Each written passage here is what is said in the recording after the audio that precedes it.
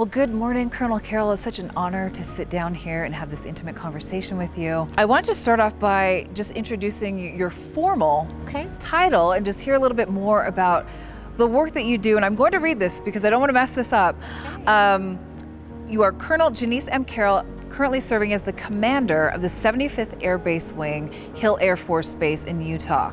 The wing provides installation support for the Ogden Air Logistics Complex, 2 fighter wings, and 50 other associate units, totaling 27,000 members, consisting of active duty, civilian, and contractor personnel. Wow, what a huge role. Tell us a little bit more about that. A pleasure and a privilege to be sharing this moment with you today. So the commander of the 75th Air Base Wing often is referred to as the mayor. Some people say mayor, some people say governor, but truly it's about supporting all the mission partners on the installation, which daily provides communication, infrastructure, electricity, anything that you can think of that keeps the city running is what the commander of the installation does. We talk about diversity, equity, and inclusion, but I offer that we're first Americans. And sometimes we miss out on that when we start looking at ethnicity, looking at men and women, first realizing that we're Americans.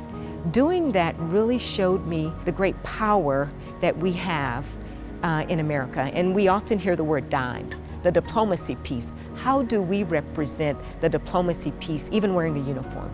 Sometimes you say diplomacy, you think of the State Department, but we all have a role. And being in that role as a woman, and then a woman of color in Iraq, it just gave me so much hope for not just the Iraqi people, but for America. You know, when we say African American, women of color, all those things. So for me, I often say, I want you to see me first as a leader. But you see the outside shell, so you immediately go to the ethnicity. I think sometimes that gets lost with the person being an amazing leader, an amazing mom, mother, friend, whatever terminology you like to use. I think it gets lost sometimes because when you show up, some people don't know who you are, and the judgment comes because you don't look like them. So those biases click in immediately. What I will tell you is I often say, first, I'm a leader. Wearing a uniform, I'm an American airman. And so I offer that the color of my skin is not the most important thing. It's what I do with my position. And sometimes you remind people of that. I really believe it's about being a leader first. And that comes along with it because I'm born this way. I can't change that. There have been challenges, and I know that many people go through those challenges, but the challenges, I don't know if it's only because I'm a woman of color or is it because I'm a woman?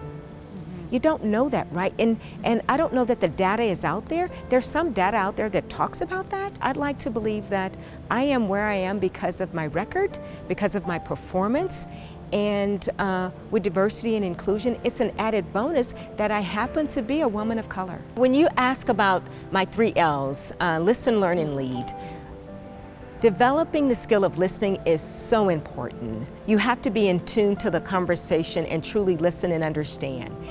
And I've developed that over the years. I have not always had that, but I recognize when I was a young officer and I go in to talk to my leadership, there was some that truly listened and there was others that did not listen.